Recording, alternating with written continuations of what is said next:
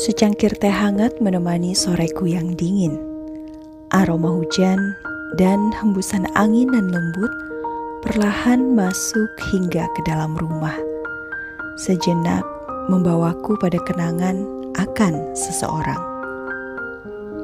Aku melihat semua kebaikan ada di setiap sisi tentang dirinya.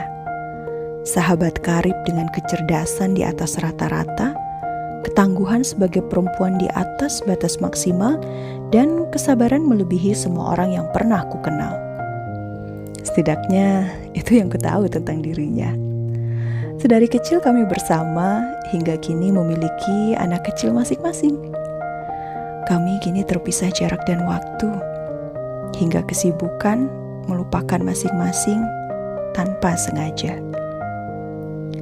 Suatu hari aku mendapat paket yang menakjubkan. Sebuah buku harian milik seseorang. Kulihat nama dan alamat pengirim sebelum membukanya. Wah, paket dari sahabatku. Kubuka lembar demi lembar buku itu. Tertulis kenangan dan cerita dengan namaku di sana. Hingga tiba kepada goresan tinta yang syarat makna. Saat aku ingin menjadi tetanggaku, kulihat mereka setiap pagi, keluarga harmonis yang melakukan olahraga bersama di taman. Mereka terlihat kompak, bahkan suami dan anak-anaknya pun senantiasa terlibat dalam kegiatan komunitas sang istri. Keluarga yang senang berbagi, hingga terkadang mengirimkan bingkisan untukku yang tak bisa kubalas. Karena aku terlalu sibuk memikirkan, apakah mereka akan menerimanya? Apakah mereka akan menyukainya? Pada akhirnya aku sadar, cukup dengan ketulusan dalam memberikan apapun kepada mereka. Saat aku ingin menjadi sahabatku, selalu tampil sederhana, apa adanya, sahabatku yang senang belajar. Ia pun ikut sebuah komunitas sebagai support system untuk dirinya belajar dan berkembang. Ilmu manajemen waktu ia dapatkan dari proses belajarnya di komunitas, hingga ia mampu mengisi kesehariannya dengan produktif dan bahagia. Baginya, manajemen waktu adalah segalanya. Tak jarang aku melihat ia membuat agenda bulanan, to-do list harian, agar kegiatannya bisa terlaksana dengan baik di waktu itu. Aku tergoda untuk membuat agenda bulanan seperti dirinya, namun kulakukan tanpa ilmu, sehingga lelah setiap hariku memenuhi semua jadwalku. Tidur larut malam dan bangun terlalu dini. Pada akhirnya, aku tahu, cukup dengan memilih apa yang memungkinkan untuk dilakukan menurut prioritasku di waktu itu. Saat aku ingin menjadi dia di ujung jalan sana. Butik dengan beragam koleksi outfit terkini selalu membuatku iri untuk juga memilikinya. Pemiliknya selalu ramah dalam menyapa. Konon katanya, butiknya bertumbuh didasari passion yang ia punya sebelumnya. Bagaimana denganku? Aku pun ingin memiliki bisnis yang mumpuni seperti itu.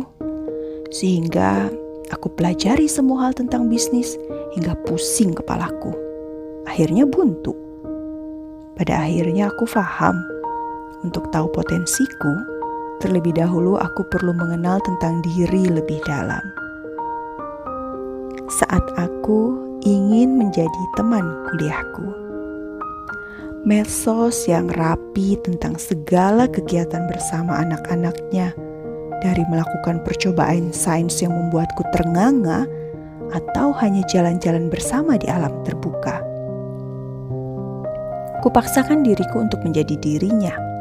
Kuajak anak-anakku melakukan hal yang sama, hingga aku lupa tumbuh kembang setiap anak adalah berbeda.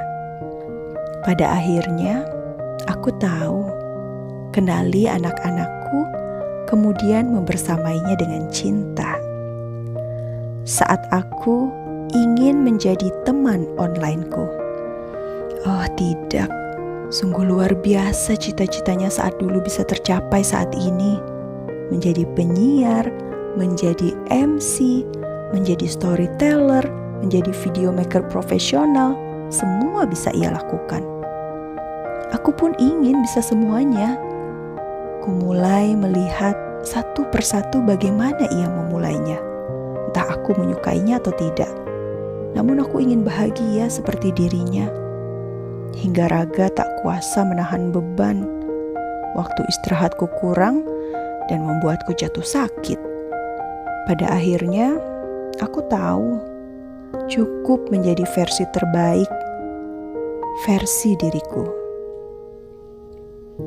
Saat aku ingin menjadi pemilik sekolah itu, lagi-lagi aku melihat suatu kesukaan menjadi peluang. Suka membersamai anak-anak, suka belajar banyak untuk bisa mendampingi anak-anak, hingga ia bisa membuat sekolah dan bahagia karenanya. Aku yakin keluarganya akan bangga pada dirinya. Ia menjadi idola bagi anak-anaknya. Aku pun sibuk mempertanyakan, apakah anak-anak dan keluargaku bangga kepadaku? Pada akhirnya aku sadar cukup memberikan yang terbaik untuk mereka. Saat aku ingin menjadi partner kerja suamiku, wanita karir adalah dambaanku sejak dulu. Namun tak bisa kulanjutkan karena kondisi yang tidak memungkinkan. Aku melihat mereka dengan pakaian serba formal dan cocok. Pakaian yang elegan untuk mereka gunakan saat bekerja. Penghasilan yang cukup, bisa membelikan apapun untuk anak-anaknya. Bisa membantu suami, menambah penghasilan dan tabungan keluarga. Apalah aku, seragam dasterku masih menjadi kebanggaan yang hakiki tanpa ragu. Minyak wangi terbungkus aroma kompor yang tak tertandingi. Pada akhirnya, aku sadar bahagia adalah kunci. Penerimaan atas diri dan selalu belajar hal baru bisa dimiliki. Saat aku sadar waktu tak bisa kembali. Semua kesibukan ini tanpa sadar membuatku kehilangan waktu dan kehabisan energi tanpa capaian yang berarti. Saatnya aku berbagi dengan apa yang kumiliki walaupun raga tak lagi hadir di dunia ini. Tuhan, maafkan segala hilaf dan kekurangan. Aku bersyukur atas nikmat-Mu. Tante, Mama meminta saya mengirimkan buku ini kepada Tante sebelum ia meninggal. Suatu hari nanti, saya akan mengunjungi Tante, sahabat kebanggaan Mama yang selalu diceritakannya. Mohon doa untuk Mama agar Allah memberikan tempat terbaik di sisinya. Aku terisak dalam duka, hingga perlu beberapa hari untuk menyadari bahwa pelajaran ini harus aku bagikan kepada siapa saja. Akan selalu aku ingat.